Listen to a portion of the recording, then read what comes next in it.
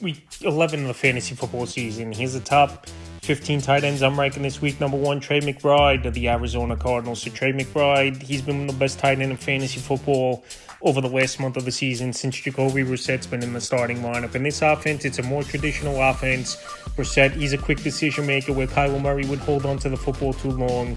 And McBride last week, he had a monster game, over 100 yards and found the end zone. So this week, a decent matchup versus a depleted San Francisco defense. I like him as a top option. Number 2, Brock Bowers of the Las Vegas Raiders. So Brock Bowers last week, it was a bad game for him after coming off 12 catch, 127 yard, 3 touchdown game in the Week 9 loss versus the Jaguars. So this week, a great matchup. Dallas Cowboys coming in. Last week, it was unacceptable only to get 4 targets and 1 catch for 31 yards for Brock Bowers. But this week with a good matchup, and they know they got to get him the football more.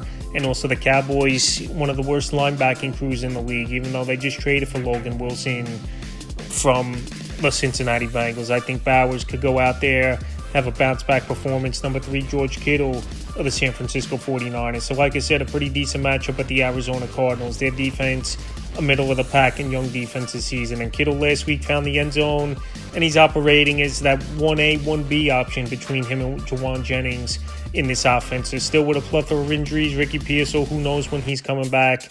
Brandon Ayuk, his practice window hasn't opened up, so we don't know when he's coming back. And I think George Kittle this week in a matchup with a team he's very familiar with and has a good track record in that NFC West at Arizona. Has a good game. Number 4, Rondé Gatson of the Los Angeles Chargers. So Gatson, he left last week's game. He's banged up day to day with bruised quadriceps. But I think Gatson, there's a good chance he gives it a go in this one. And this week, it's a good matchup at the Jacksonville Jaguars. We saw Dalton Schultz go out there last week and have a big performance. So this Jaguar team, one of the worst defensive teams in the league.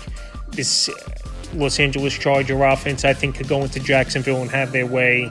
And like I said, if Gatson's playing in this game, I think he has a big one. Number 5, Travis Kelce of the Kansas City Chiefs. So Travis Kelce, believe it or not, he's top 5 in fantasy points overall at the tight end position this season. So Kelce and the Chiefs coming off by this week.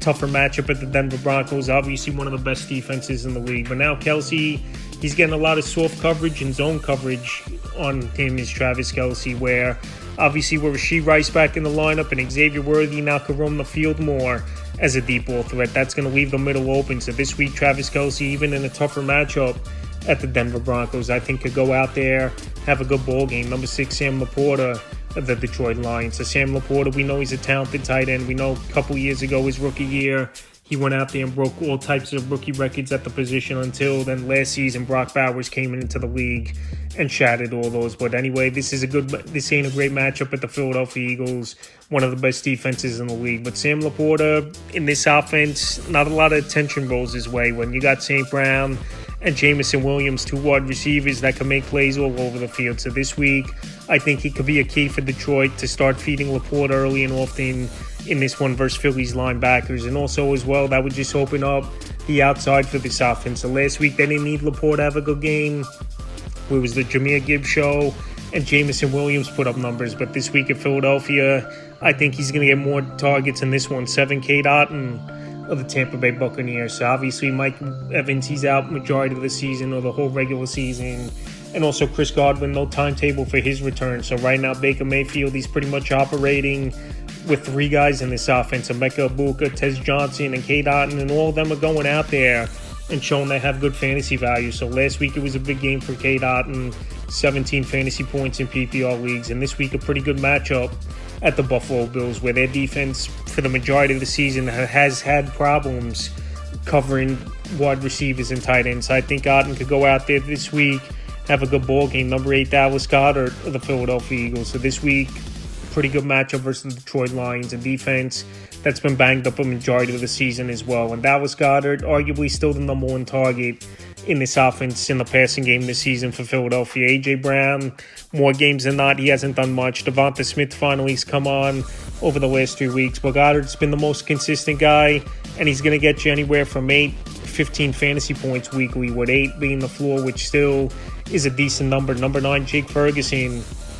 of the Dallas Cowboys. So Ferguson, his numbers have definitely dropped off over the last few weeks, and rightfully so. When CeeDee Lamb coming back into the lineup, he It's just a playmaking wide receiver that gets open and it's going to make his plays. With Jake Ferguson, they're not going to target as much. But I think Ferguson this week in a good matchup at the Vegas Raiders, where their defense hasn't been good this season, even though last week they did shut down the Broncos' offense, but that was coming off a bye, and they're pretty much in much-win situations. I think Jake Ferguson could take advantage of this defense and have a bounce-back game after the last 2 games. He had 0 fantasy points and then 8 fantasy points in the Week 9 loss versus the Cardinals. Number 10, Dalton Schultz of the Houston Texans. So Dalton Schultz easily the number 2 option in this passing game now, behind Nico Collins for this Houston Texan team. And this offense, believe it or not, operated better with Davis Mills. I know last week they were down 19 points entering the fourth quarter, and then they got it going. But Dalton Schultz and Mills, they're on the same page.